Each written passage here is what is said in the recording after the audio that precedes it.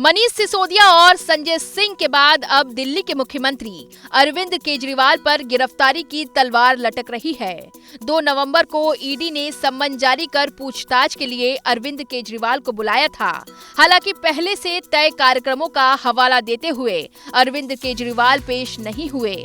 साथ ही उन्होंने मंच से ऐलान कर दिया कि गिरफ्तारी से नहीं डरते। ये हमें गिरफ्तार कर ले कोई फर्क नहीं पड़ता, केजरीवाल जेल जाने से नहीं डरता। हम यहाँ पे अपने लिए नहीं आए, हमें पता है इनके बड़े बड़े माफिया बंद हो रहे हैं दिल्ली के अंदर, पंजाब के अंदर। अब जहाँ जहाँ आम आदमी पार्टी प्रचार करने जाती है वहाँ जीतना शुरू कर दे। लेकिन इस लड़ाई में अब केजरीवाल अकेले नहीं हैं। करीब करीब समूचा विपक्ष केजरीवाल के साथ खड़ा नजर आ रहा है। यूपी से लेकर महाराष्ट्र और बिहार से लेकर असम तक विपक्ष केजरीवाल के समर्थन में आवाज बुलंद कर रहा है। अखिलेश यादव ने तो यहाँ तक कह डाला कि बारी बारी से सबको नोटिस मिलेगा। क्या 140 करोड़ लोगों को जेल में डाल देगी सरकार? अभी हमें आपको सब क्यों बात बढ़ा रहे हो? ये नोटिस सबको मिलेगा। अरे भाई 140 करोड़ लोगों को क्या जेल भेज देगी सरकार? जब 140 करोड़ नाराज हैं, 100 करोड़ तो है नाराज। पहले मैंने कहा था 110 करोड़ बढ़ गए लोग, और ये जो ईडी का छापा और इस तरह की घटनाओं के बाद 115 करोड़ लोग भारतीय जनता पार्टी से नाराज हैं। क्या इन सबको जेल भेज दोगे? वहीं शिवसेना उद्धव गुट के नेता संजय राउत ने तो यहाँ तक सवाल उठा दिया है कि महाराष्ट्र में 12 से ज्यादा सांसद और विधायक के खिलाफ ईडी का अरेस्ट वारंट है, लेकिन वो सब सरकार में शामिल हैं। तो क्या ये सब दूध के धुले हैं? अजीत पवार इसका ताजा उदाहरण है। इंडिया गठबंधन के सभी प्रमुख लोगों को इस प्रकार से झूठे मुकदमे,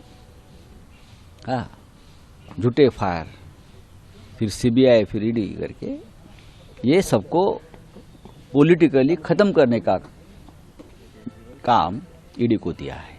क्या केजरीवाल को समझ आता है? लेकिन आपके सरकार में, भारतीय जनता पार्टी में क्या सब दूध के धुले हुए हैं?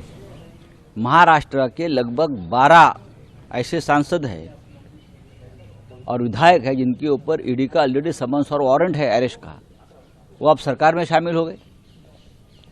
फिर अजीत पवार हो, हसन मुश्रीफ हो, भावना गवड़ी हो, प्रताप सरनाइक हो, ये सब तो सरकार में आपने शामिल कर दिया क्योंकि आपके पार्टी में आ गए।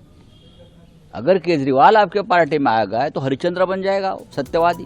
आरजेडी प्रवक्ता मनोज झा तो अपने चिर परिचित अंदाज में कहते हैं, ये ईडी नहीं बीजेपी है। मतलब विपक्ष को अब बीजेपी के साथ इन संस्थाओं से भी लड़ना होगा।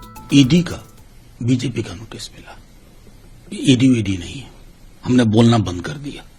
No ED, no IT, no CBI, BJP शब्द अलग है। ईडी अभी चुनाव का भी मौसम है, उन राज्यों में भी अति सक्रिय क्रियाशील हो चुकी है ये, और जाहिर है अरविंद जी को भी यह बुलाया जा रहा।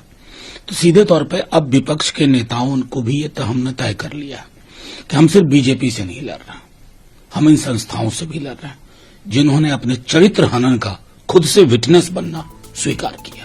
राज्यसभा सांसद कपिल सिब्बल भी इसी अंदाज में केजरीवाल के मुद्दे पर केंद्र सरकार पर हमलावर हैं।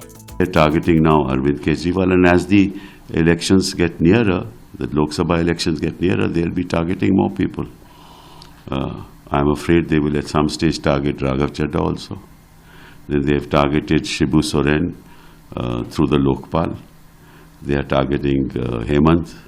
They have targeted all the about 30-40 officers in Chhattisgarh of the Congress party. You know what they've done in Maharashtra. And when the Prime Minister publicly said that the suspects will be dealt with, those very suspects are now ministers. तो वहीं असम के विधायक और RTI activist Akhil Gogoi ने एक tweet किया है कि हम आप संयोजक दिल्ली के मुख्यमंत्री और मेरे मित्र को ईडी की तरफ से सम्मन देने की घिनौनी हरकत की निंदा करते हैं। विपक्ष की आवाज को दबाने की इस राजनीतिक साजिश को रोका जाना चाहिए। पीएम मोदी द्वारा राजनीतिक प्रतिशोध केवल सरकार की कमजोरी को दर्शाता है। जाहिर है कि अरविंद केजरीवाल इस लड़ाई में अकेले नहीं हैं। विपक्ष उनके साथ एकजुट नजर आ रहा है। लेकिन ईडी के सम्मन के बाद पूछताछ के लिए केजरीवाल के ना जाने के बाद ईडी का अगला कदम क्या होगा, इस पर भी सियासी गलियारों में चर्चाओं का बाजार गर्म है।